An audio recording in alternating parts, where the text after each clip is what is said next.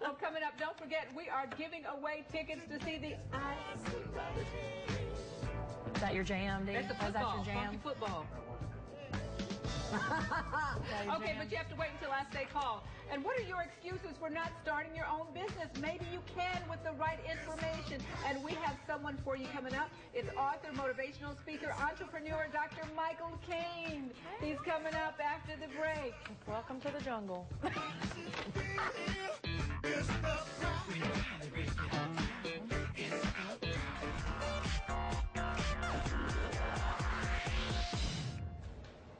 Answer this question. Are successful businessmen and women born, or are they developed? Can you run a successful business? What would it take for you to pull that off? Dr. Michael McCain is the author of The Newborn Entrepreneur, a personal tool for advancement and advice for entrepreneurs pursuing their dreams of starting their own business. And he's with us this afternoon, and we're answering some of the questions that you posted on Facebook.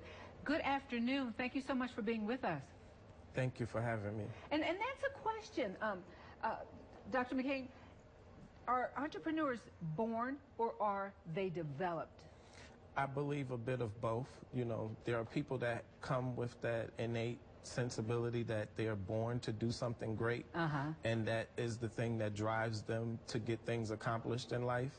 And there are those that go through different changes in life, such as rediscovering themselves, reinventing themselves after different crises, and finding out that they should pursue their real passion, and they, so to speak, begin to develop what really needed to come out of them. Okay, and we're going to start with you early in life, you know, because there are people who are saying, you know what, oh, and I hear this all the time, Dee, you came from a stable family, you came from this, that's why you are who you are.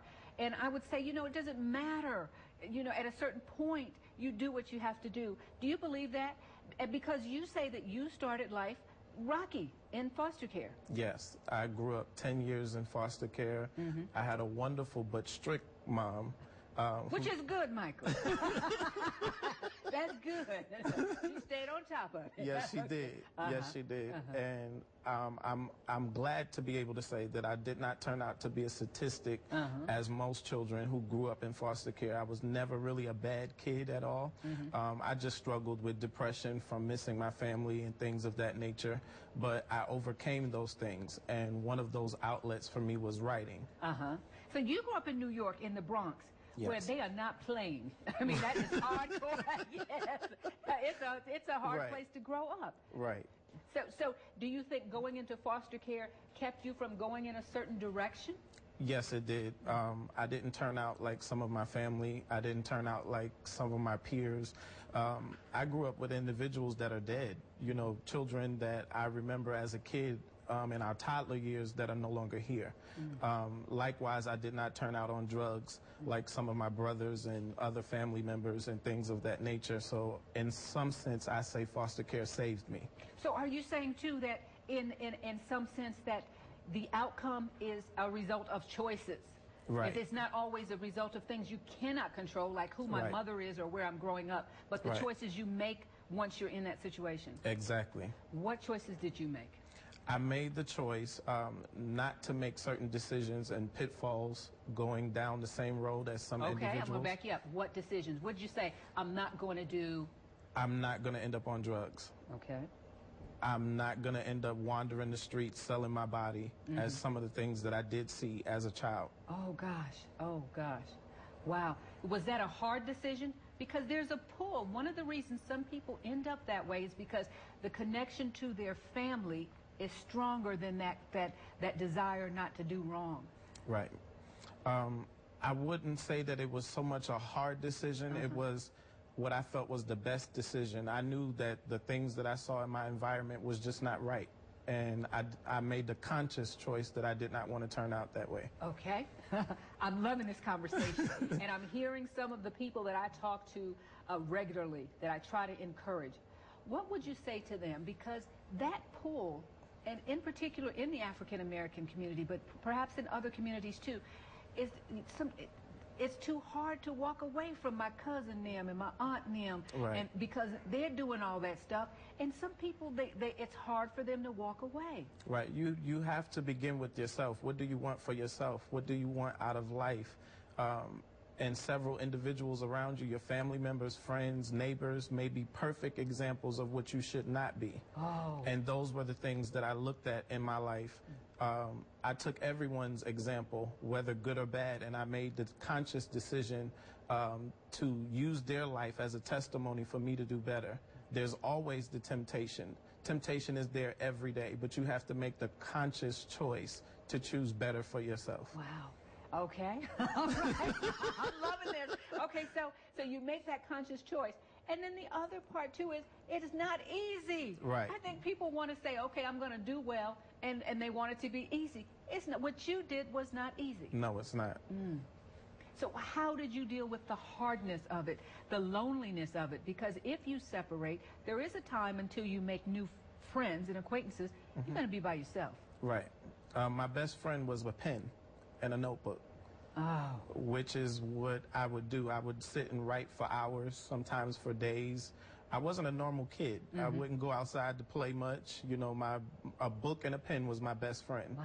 I would spend time writing short stories and poetry and things of that nature. So innately, I always knew that I would be an author. I always knew that I would make that accomplishment. I'm loving this because you had to accept, Michael, that you were different. And I think that's where so many young people, they don't want to be different when there's nothing wrong with being different. Yes. Yeah. Even my foster mom would say, you're just strange. You're just not normal.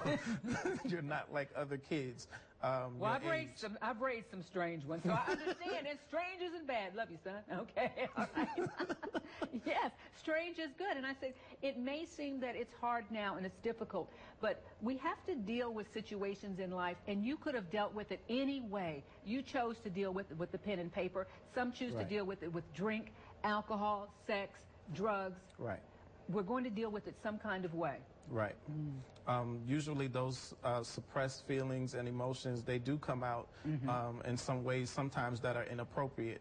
Mine's just happen to be an outlet through public speaking, through writing, through singing, participating in church activities. So you can sing? Just a little. Okay. Okay. Me too. Okay, great. Okay. Well, I'll tell you what. Then at what point in your life did you know that I'm going to be Dr. Michael McCain, and I have a big dream? We're going to go to a break. Is that it? Yeah, they're showing me a wrap. Hold that thought. We'll be right back. We're going to have some specifics about how he decided what he's going to do and where he got where he is now. I hope it helps someone. We'll be right back. And we do have those tickets coming up later in the show. Be with you, man. Love gonna be with you.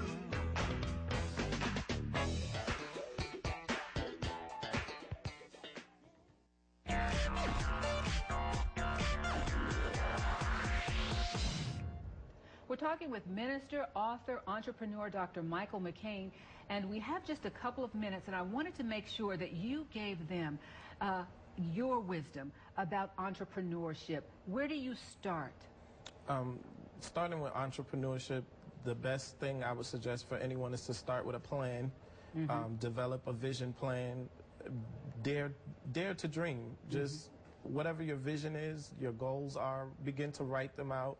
It doesn't even have to make sense or be in any type of sequence. Just get it out. And once you get it out, organize it and begin to work on what it is that you plan to achieve in life. How important is it that they find those people who can bring them along, a mentor? Yes, mentorship is like the second thing on the list, the second number one thing on that list, to find people who are already busy doing the things that you really desire to do, and allow them to take you under their wing and teach you the things that you may need to know, to learn, to grow, and to be that successful person you desire to be. Wow. And failure. Some people are afraid of failure. And they think that if I do this, I'm going to look bad in front of my girlfriend or my wife or someone. But failure is part of life, is it not? Right. You're bound to fail in several areas at chancing things, just like the guy Colonel Sanders who founded KFC. He received 1,000 no's before he received a maybe. Someone who was willing to look at what he wanted to do and accomplish and gave him a definite yes. So you'll be faced with many oppositions and no's and doors slammed in your face, but you have to continue to have that drive, that tenacity that you will accomplish what it is that you set out to do. Oh boy, we've got about 60 seconds, 1 minute. He has several books. This is just the latest, The Newborn Entrepreneur. Let them know the titles and where they can get your books. Sure. You can purchase The Newborn Entrepreneur via Amazon.com or BarnesandNoble.com. Thank you so much for being with us, and I wish you much success. Thank you. You have quite an extraordinary life, and you've just been very inspirational to me. Can I get that Dee Armstrong hug? Okay. Thank you so much for being with us. And I look forward to hearing from you, okay, in the future.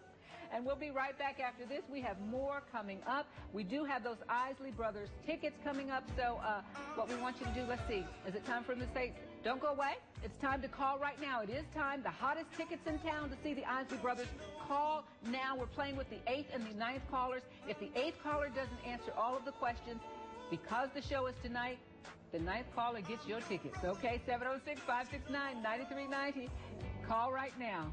We'll be living in a world of peace. In the